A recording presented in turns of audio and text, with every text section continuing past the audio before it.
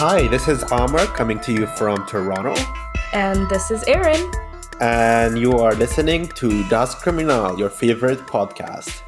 Welcome, everyone. We hope your quarantine is going well. Or at least not bad. Hope you've been taking walks, going on runs, getting some fresh air. Today, we have an episode that is absolutely bonkers. There are so many twists and turns in this one. I've been on roller coasters that are less thrilling than this entire ride. Yeah, we do want to give you a warning. In this episode, we are going to discuss miscarriage and domestic violence, including sexual violence. We won't go into much detail, but if this type of content is very distressing for you, maybe it's better that you skip this episode and join us again next week. And without further ado, we're gonna jump in, I guess. In October of 2012, Canadian-American couple Joshua Boyle and Caitlan Coleman were on a backpacking trip through Central Asia when they were kidnapped by the Haqqani Network, an affiliate of the Taliban. The couple and their growing family endured 5 years in captivity before they were rescued by Pakistani forces in 2017, a favorable outcome to such a horrifying ordeal. But with this case, nothing is as it seems.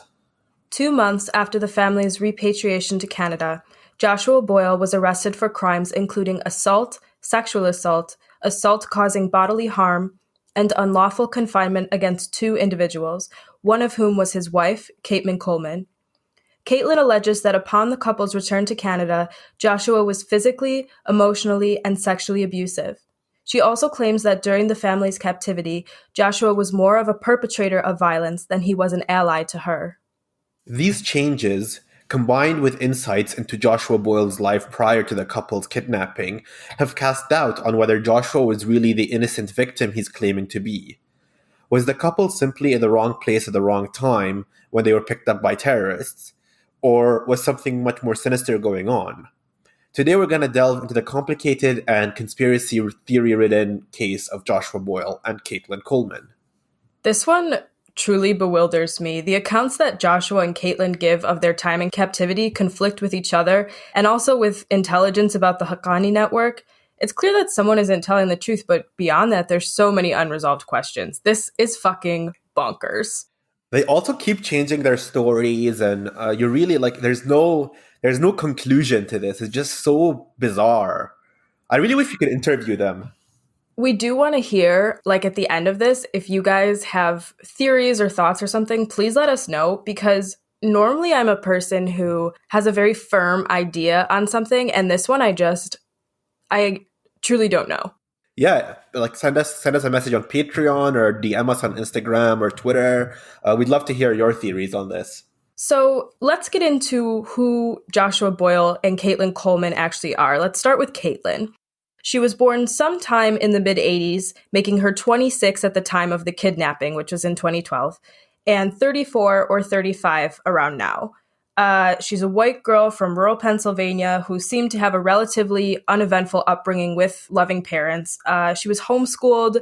Her family was devout Christians. I get from this that she was probably pretty sheltered. Especially we'll go on to see, she goes into Afghanistan with her husband, so there's something there. She was described by family and friends as intelligent but naive. We're going to come back to this when we discuss what Caitlan knew and didn't know about the couple's backpacking trip in Central Asia, so just keep this in mind. And the other main character in this story is Joshua Boyle. He was born in Breslau, Ontario, 2 years before Caitlan.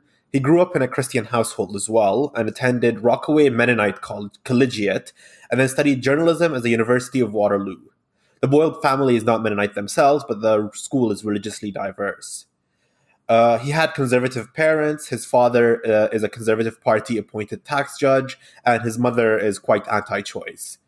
Both Joshua and Caitlan were big fans of Star Wars, and they met online in a Star Wars forum as teenagers, though they wouldn't marry until their 20s.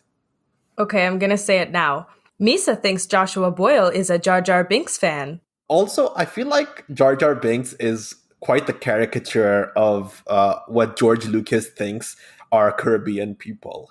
Oh, it's totally a racist invention. And also just a terrible character.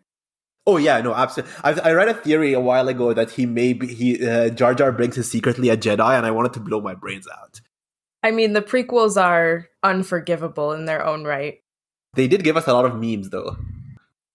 Caitlan says that Josh was her first kiss. They got together and then they spent some time apart, and then later they got married. And it seems to me like Josh had Caitlan wrapped around his finger for a really long time. Like we said before, she was kind of sheltered, kind of naive. We're going to get a little bit more into Josh, and I think we'll see that Caitlan was an easy person for him to manipulate, and that is what drew him to her. She was also not his first wife, but we'll get into that in a bit. So this is where things get pretty weird. In his 20s, Joshua Boyle became obsessed with terrorism, and specifically with the case of a well-known jihadist family in Canada. There is nothing wrong with taking an academic interest in terrorism. If there were, we and all of you, our listeners, would probably be in some trouble because lots of people are fascinated by this.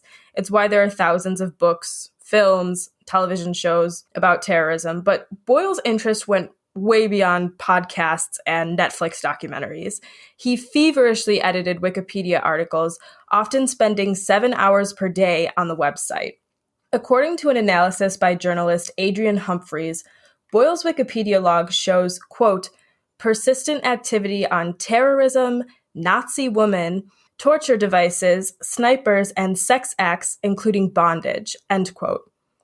Josh was frequently censured by the Wikipedia moderators for trying to display gruesome images on the site, including photographs of children's corpses and human cannibalism.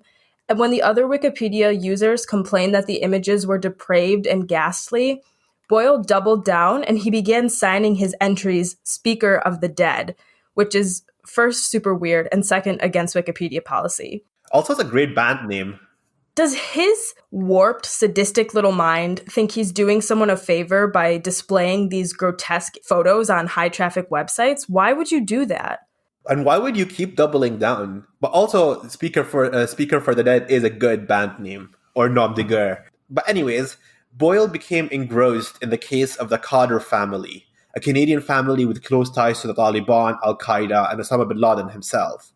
Two of the Khadr family's sons, Abdurrahman and Umar, have been held in Guantanamo Bay. Joshua Boyle became especially concerned with the case of Umar, who was only 15 years old when he was detained by the United States at Gitmo for war crimes, including murder in violation of the laws of war in Afghanistan. Umar Khadr pleaded guilty, but later he appealed his conviction. After a long and complicated legal matter, he's now considered to have served his sentence and is out of prison, most likely living in Canada. Last I personally heard, he was released to the custody of his Canadian lawyer, so he should be living somewhere in Alberta.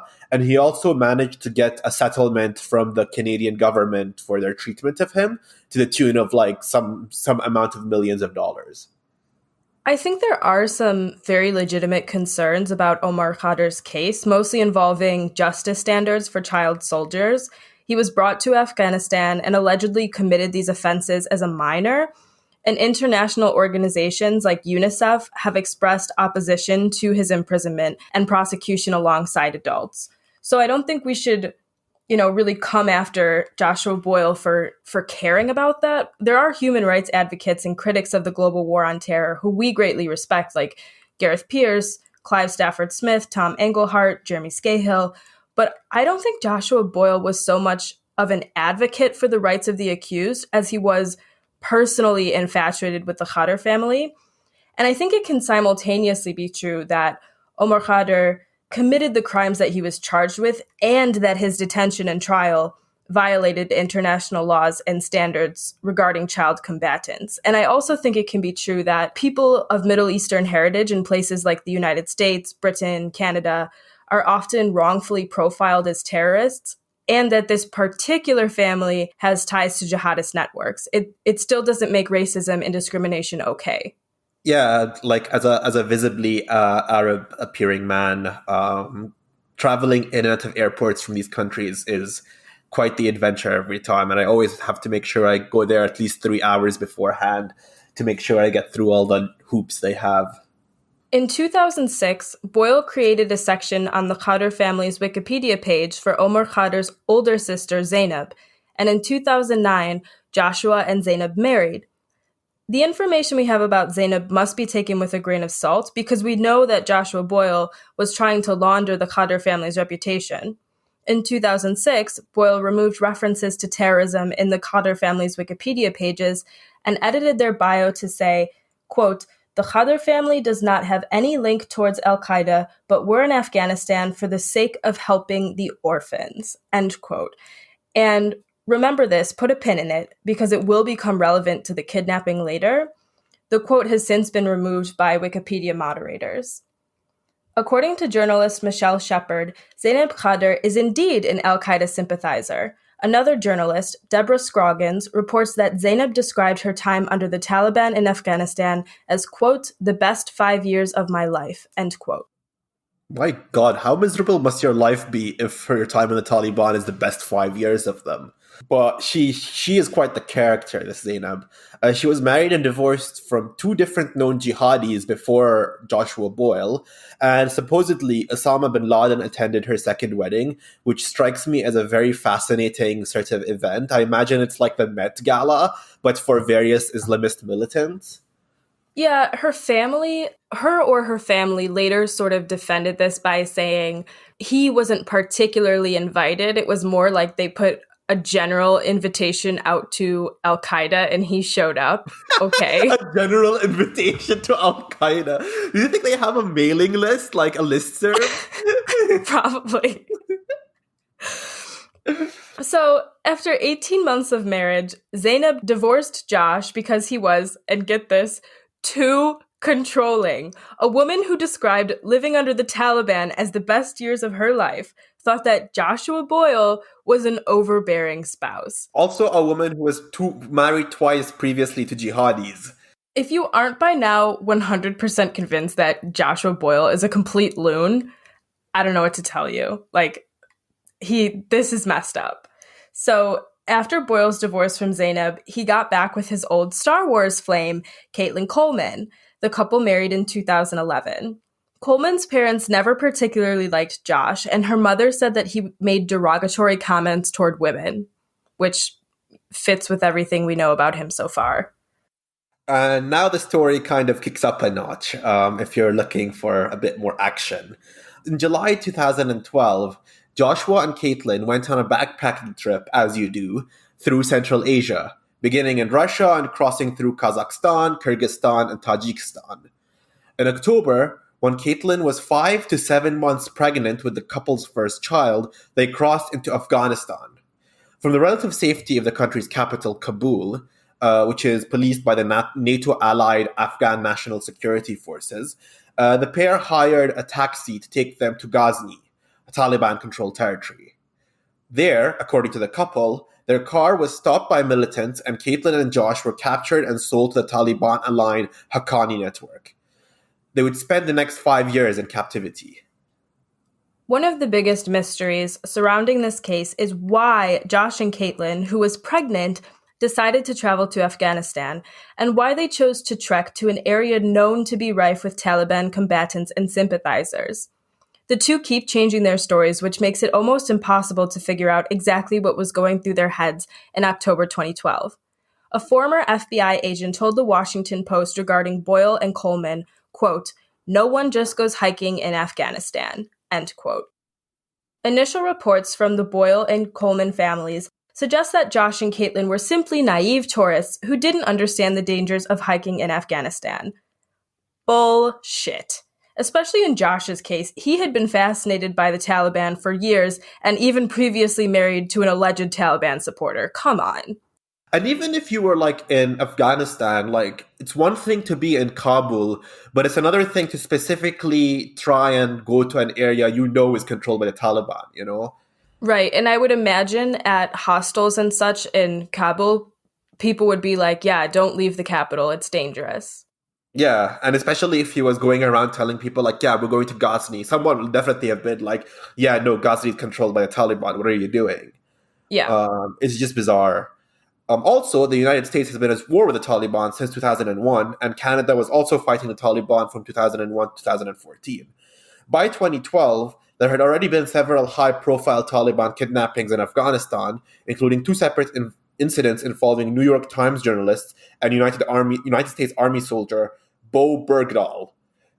There's absolutely no way Boyle was unaware of this danger. Yeah, there's no way that it was an accident. I don't believe that for a second.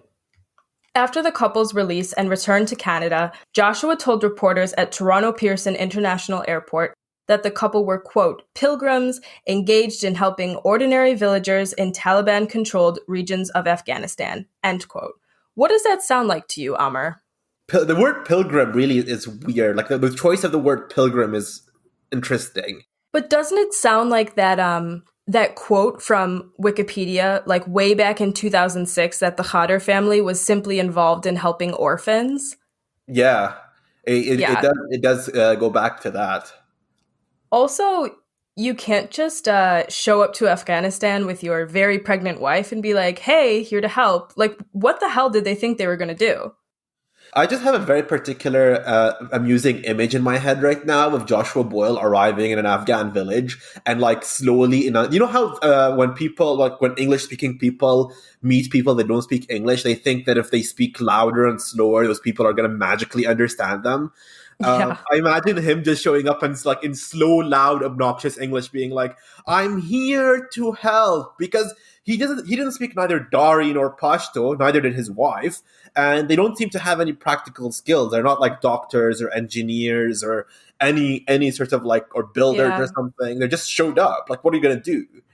Yeah, I've actually worked in refugee camps in Jordan and Lebanon, and I had to be invited to work there on very specific projects. You can't just waltz into an area like that and expect to be useful. If anything, without a solid plan, you would just be more of a burden on the already stretched resources there, and they'd probably be really suspicious that you were maybe a spy or someone involved in human trafficking, which unfortunately happens there. Like, you really can't just show up. Yeah, I don't know what they were thinking, these two. Unless there are other ulterior motives, which we will get into. We did talk about this in our John Chow episode, but we're seriously suspicious of Westerners who travel to the global south to help the people there because they often have very egotistical motives. Yeah, again, you can't just like rock up to the docks and be like, hey, I'm here to help. Joshua Boyle never clarified exactly what he meant by helping the Afghans, which leads me to believe that this explanation is just self righteous drivel, meant to cover for either voyeuristic stupidity or much more nefarious reasons, as we'll soon discuss. Also, again, pilgrim is a strange choice of word. Pilgrims often travel for religious reasons, like pilgrims to Mecca or the Puritan pilgrims of Plymouth, Massachusetts. I wonder why they didn't just say travelers or backpackers, if that's truly what they were. Caitlan initially said in interviews that she shared Josh's desire to visit Afghanistan, and that she didn't remember how the couple was kidnapped. Her mental health and the accuracy of her memory will come up frequently in analyses of this case. Later, after the couple's separation, Caitlan disputed Josh's account, basically saying in interviews with the CBC's Fifth Estate program that Josh had bamboozled her into going to Afghanistan. According to Caitlan, she knew Josh was interested in visiting Afghanistan, but he promised her and her family that they wouldn't try to go there.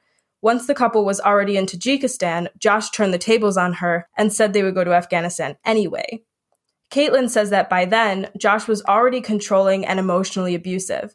She explains in interviews, quote, I was told I didn't have a choice, and I was already at a point in our relationship where I felt like I didn't, end quote. Red flags everywhere. Yeah.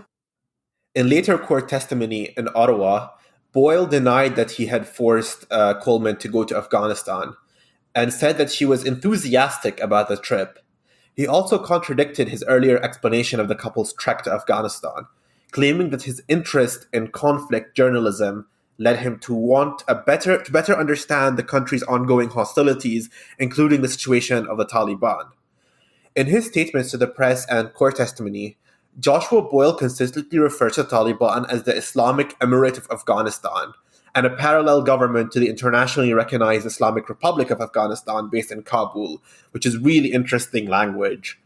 This is how the Taliban refers to itself. Why is Joshua Boyle regurgitating their talking points?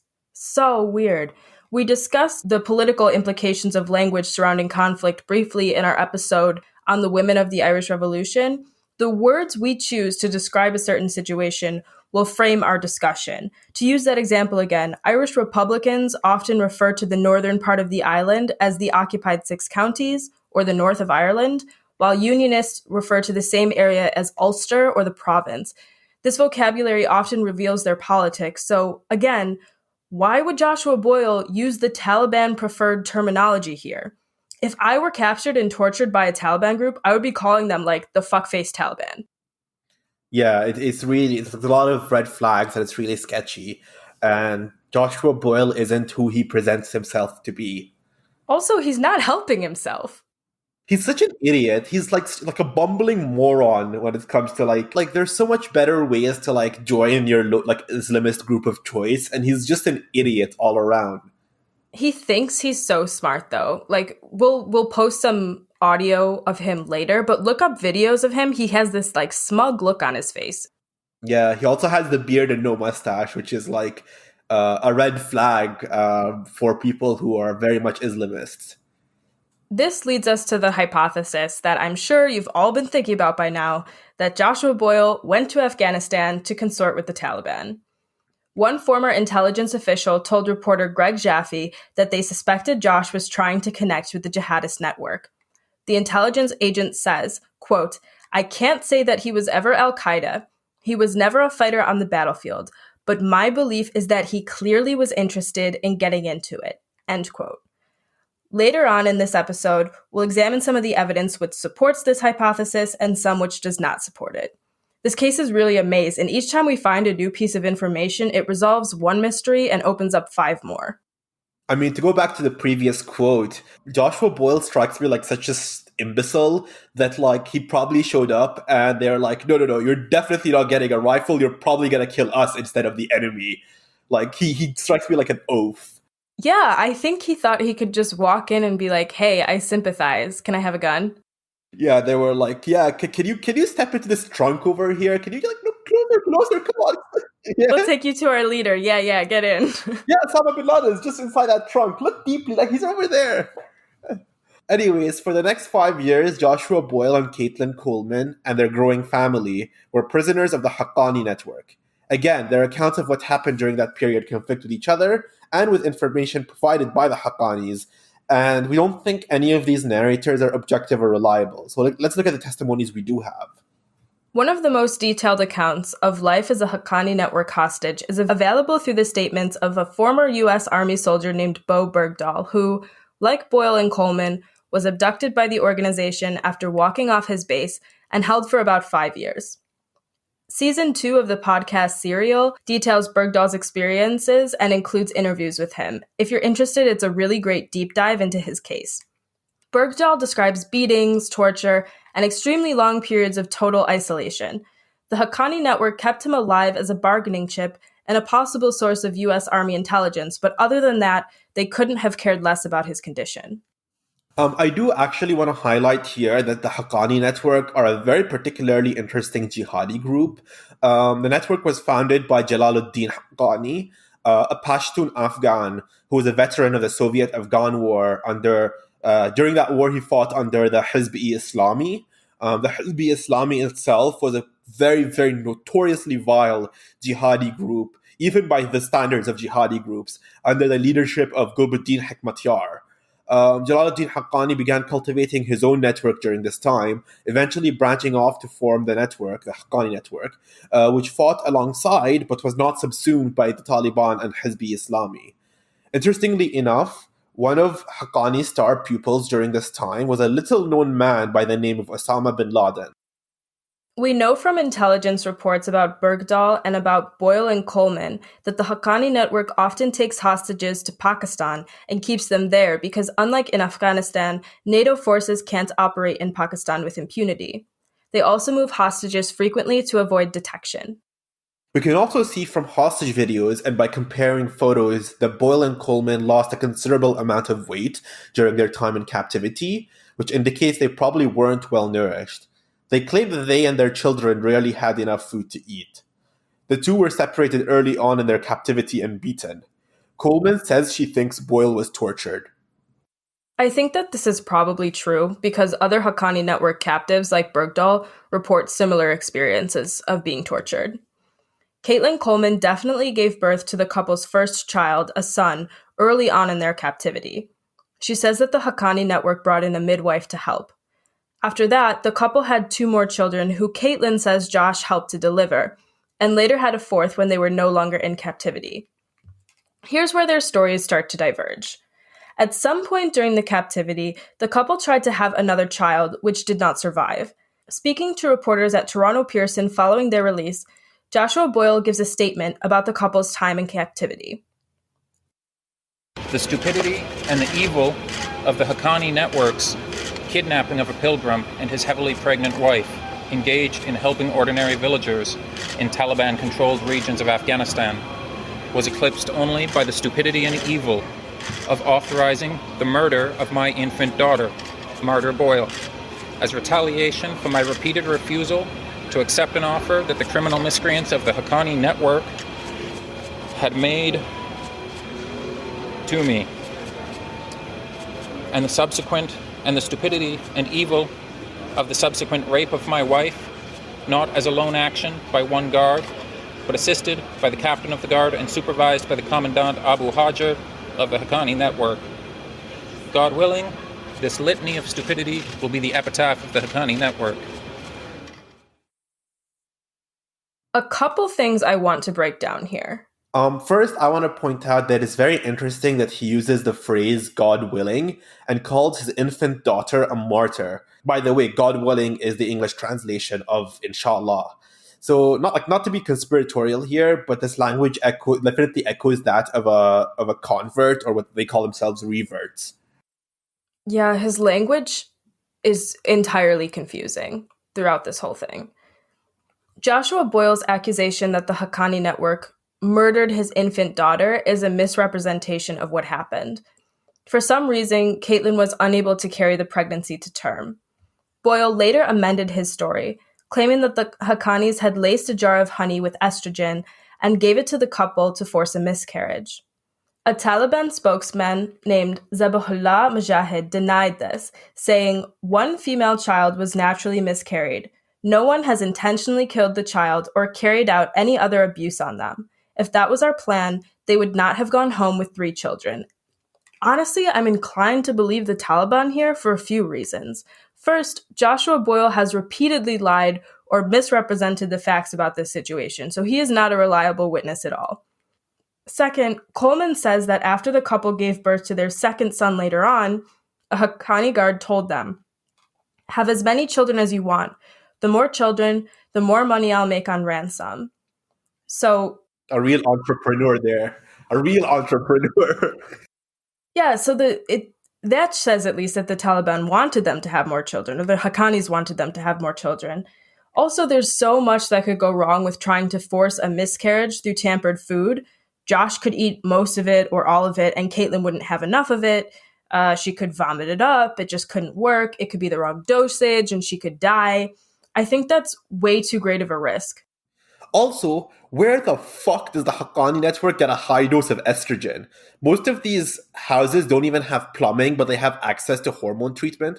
Okay, buddy. Also, if they didn't want Caitlan to have more babies, why didn't they just give the couple birth control or keep them apart? Why kidnap a pregnant woman in the fucking first place?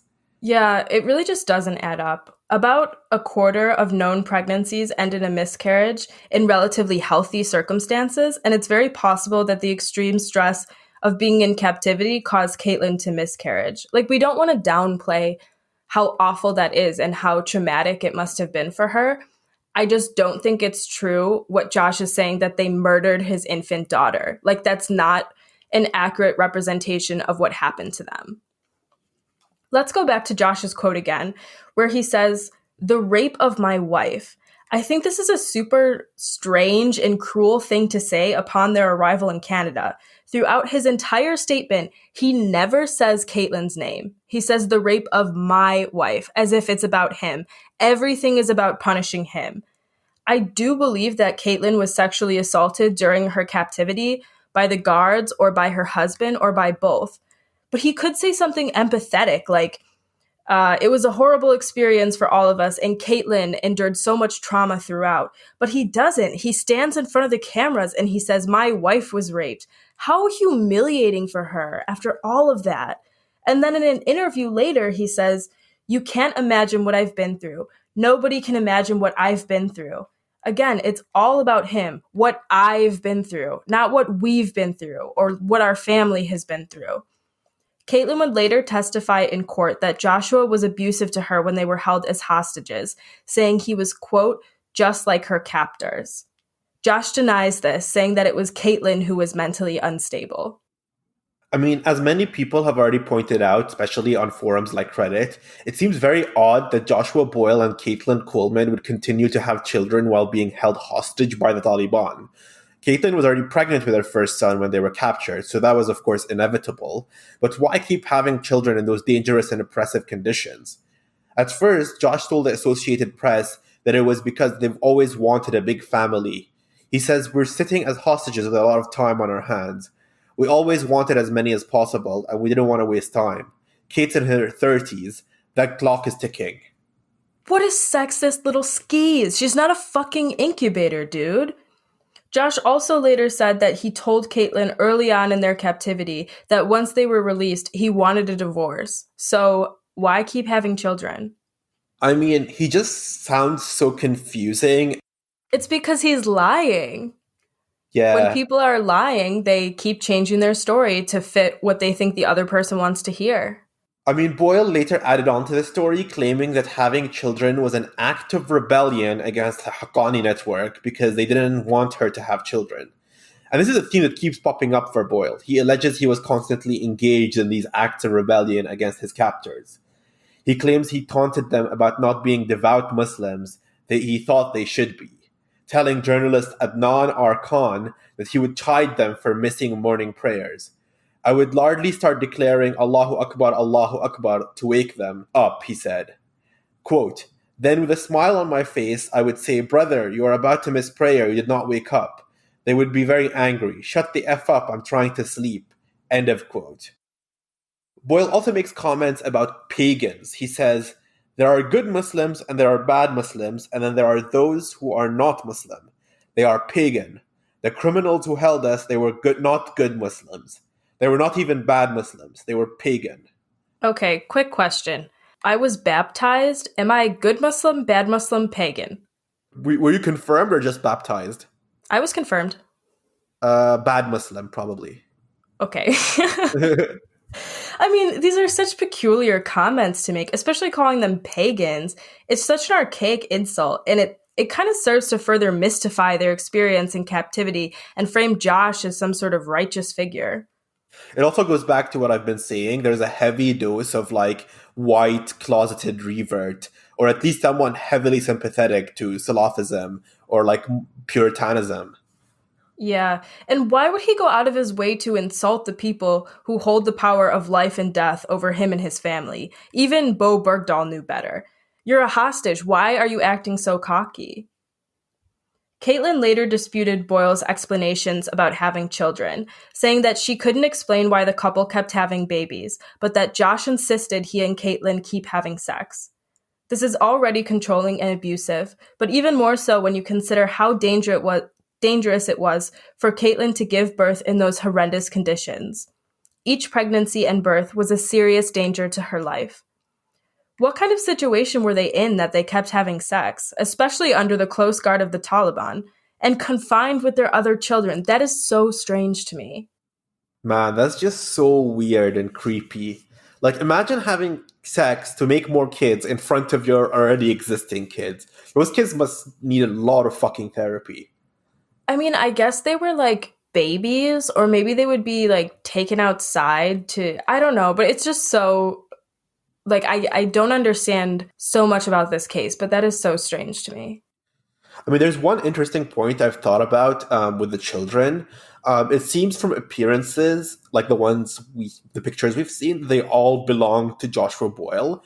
But Caitlan does say that she was assaulted by Haqqani jihadists, which for me begs the question, and this is just a theory of mine, there is no proof, substantial proof. What if the miscarried child was actually killed by Boyle because it didn't look like him. It wasn't his, it was visibly not his. Because his behavior does suggest a deep misogynistic attitude coupled with extreme possessiveness. So if the child appeared not to be his, then someone else got a child with his wife, that he keeps saying. So he might have just gotten angry and killed the child. I don't know. I mean, I'm just postulating here. Yeah, it's really impossible to put together what happened because Josh is a liar. Like, that has been established. He exaggerates or he just lies. And Caitlan, I don't think she's lying, but when she's asked, like, why did you have children? She's like, I don't know. We kept having sex. Like, what happened during the kidnapping? Oh, I don't know. Why did you go to Afghanistan? Josh wanted to go. Like, well, why did he want to go? She doesn't really come forward with any information. Sorry, she just strikes me as someone who's really gone through a lot of abuse to the point where she's just mentally broken. She just does whatever Josh tells her to do. Yeah, no, I think 100% she was abused. And I'm not blaming her for not having this information that people are asking. It's probably so hard for her. But I just think because of all these factors, there is no voice that you can believe talking about what's happening. You can't believe Josh. You can't believe the Taliban. Like, they're not trustworthy people. And then Caitlan is, she's gone through so much, has so much trauma that she's carrying that I don't think she can even sort through it on her own. Yeah. On October 11th, 2017, Pakistani troops encountered a Haqqani network vehicle that was transporting Joshua Boyle, Caitlan Coleman, and their children to another location. The soldiers shot out the tires of the vehicle and, after a gunfight with the captors, were able to free the Canadian-American family. The Pakistani Inter-Services Intelligence, or ISI, knew they were likely there because a CIA drone had spotted someone they believed to be Caitlan in Pakistan near the Afghan border. I think it's very likely that intelligence knew they were there for some time, but the logistical elements of a raid on the camp prevented them from going in. So they watched and waited for the transport to leave. U.S. President Donald Trump praised the Pakistani troops, saying, "This is a positive moment for our country's relationship with Pakistan. The Pakistani government's cooperation is a sign that it is honoring America's wishes for it to do more to provide security in the region." Are you sure he said that? Because there's way too many multi-syllabic words in that sentence for his liking. Well, good job to the aide who wrote it. Yeah, and getting him to read it without going off script. And try to talk about building a resort in Kandahar or Helmand.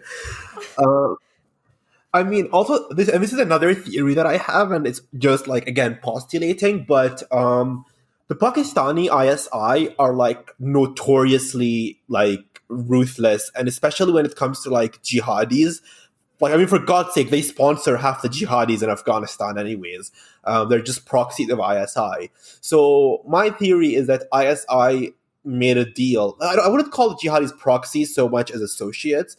So my theory is that they made a deal with the Haqqani network, where the Haqqani network would tell them where the hostages were. Okay, yeah, they're going to be in this car. And then the militants that died in the gunfight were basically the sacrificial lambs to it's a secret deal, so they don't want to make it look like they gave up the hostages. Instead, it was yeah, you took them from us. But it's all a theory. Yeah, I think there are definitely circumstances where Pakistani intelligence holds on to information and waits for the right time to reveal it. I think it's possible that was the case with bin Laden. Oh yeah, absolutely. But I think it's probably something like the CIA says they think they spotted Caitlan with this drone, which is weird because if they're in captivity, apparently they were outside. So they must have been in a compound. So they think they spotted her with this drone. And then they told the Pakistanis, let's work together, to get her out. So I think maybe they were just sitting and waiting until they thought they left, Yeah. I guess. I don't know. There's a lot there to unpack as well. With ISI, there's a lot of things to unpack with them. They're very dark. They're very shady. I mean, it's also CIA. They're not just going to tell you blow for blow how they did it. Yeah, that's true. The U.S. military wanted to fly the family from Islamabad to Bagram Air Base in Afghanistan and then repatriate them to North America. But Joshua Boyle refused. The couple were instead flown to Toronto on a commercial flight. At first, Josh's father said he was philosophically opposed to traveling to the base. Soon after, Josh told a reporter that after being held in captivity for so long, he was skeptical of other people, and that's why he didn't want to go to Bagram. But could it be that Joshua Boyle wanted to avoid interacting with the US military because he had a hunch that they might be suspicious about his travels to Afghanistan? Or that they might have intelligence that he sympathized with the Taliban? Pretty much all of the comments on news sites about this story around 2017 express that Boyle's behavior is pretty fishy. But if the United States or Canada had solid evidence that Boyle intended to join the Taliban, or maybe he was a willing party of this rather than a hostage, certainly they would have charged him with something by now, right? Like, I think if anything, NATO forces are overzealous about cracking down on suspected terrorists. US intelligence also said that they didn't believe the kidnapping was related to Boyle's previous marriage with Zainab Khader, and that it was just an unfortunate coincidence. And I believe it's perhaps unrelated in the sense that the Haqqani network didn't know who Boyle was when they grabbed him, but I think his previous marriage indicates an interest in Taliban affiliates, for sure. Yeah, I think the marriage to Zainab is more an indictment on him and his interest than anything on the Haqqanis. Like, I don't think they knew about that. And I think maybe he thought if he was showing up there and trying to link up with them, he would say like, oh, by the way, I'm close with the Khader family. I used to be married to Zainab. And he thought that they would think, oh, that's so cool. Wow, you're one of us. And instead they were like, I don't care. Yeah, I mean, like, he probably thought that his marriage to Zainab is like in LinkedIn when you have like a connection with like a mutual connection, but for like jihadis. But then, like, the question is him being a white North American. I'm pretty sure the Haqqani's network's first reaction was, this is definitely a CIA agent. Let's torture him and find out. What a fucking moron. The family returns to Canada and Josh gives several of his weird statements in interviews, while Caitlan is either absent or barely speaks and just agrees with Josh. At this point, pretty much everyone watching is saying there's something off about this. If you have the time and you're interested, look up, October 2017, Joshua Boyle, Caitlan Coleman, and read some of the comments on articles about them being released, especially on Reddit threads. Everyone is saying, like, something is just off about this. This guy is weird.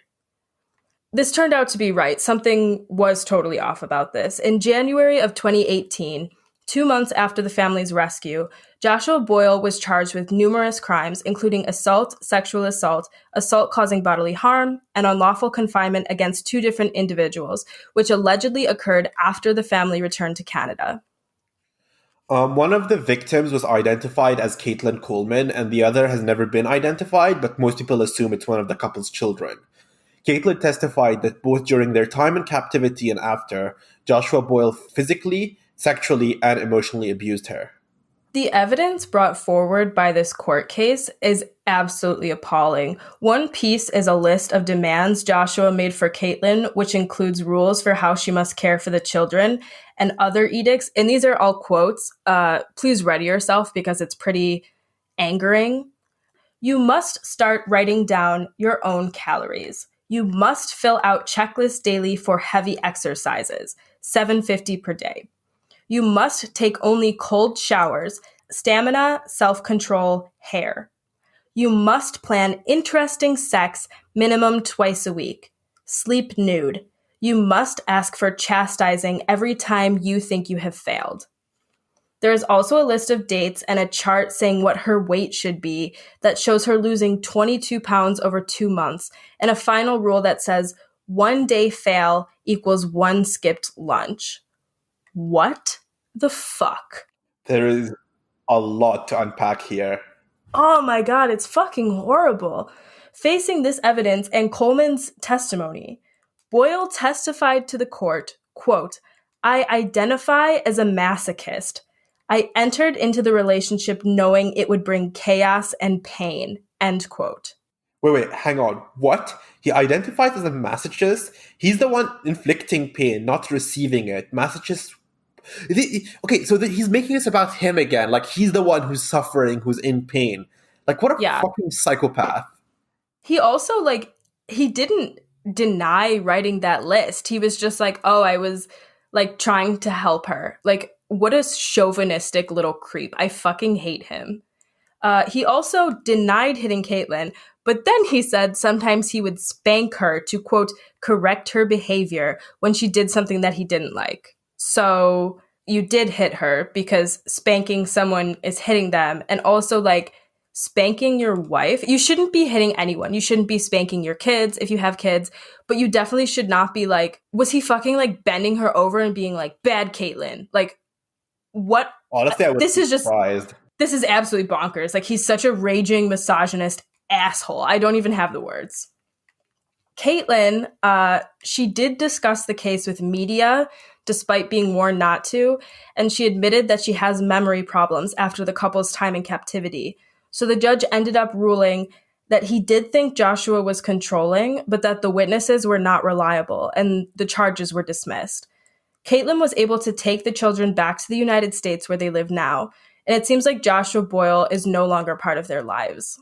So that is a good thing. And also, my parents have experience in like family law, custodial law, and to be totally cut off from seeing your kids, like something pretty big would have to happen if you want to see them. In order for the state to step in and say, like, you are no longer allowed to see them, or even to say that she's allowed to take them back to the US, the case against him, like, there's something there. I wonder if he's allowed to go in the US, because after the whole Bagram thing, if she's living in the US now and he's in Canada, I don't think he'll be allowed to go in the US. I think they just stop him at the border for questioning.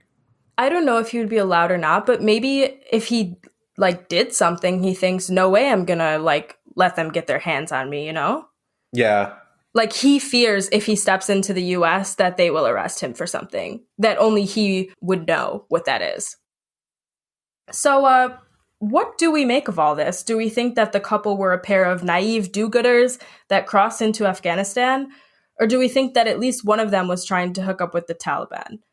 I do think that Joshua Boyle was abusive and that Caitlan was under his thumb for most of this time. I think Boyle's hatred of women and fixation with control is evident throughout his life and throughout their relationship. I don't really see how that could be disputed.